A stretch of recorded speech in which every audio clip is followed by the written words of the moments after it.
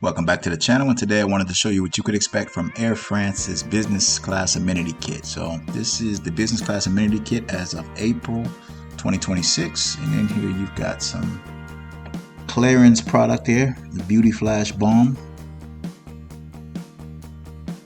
Here you got more clearance product. This is the gel, some cooling gel, I think for the eyes, and this bucotherm, some kind of gel. Honestly, I'm not sure what the function is there. You've got the bamboo toothbrush, which we see that a lot.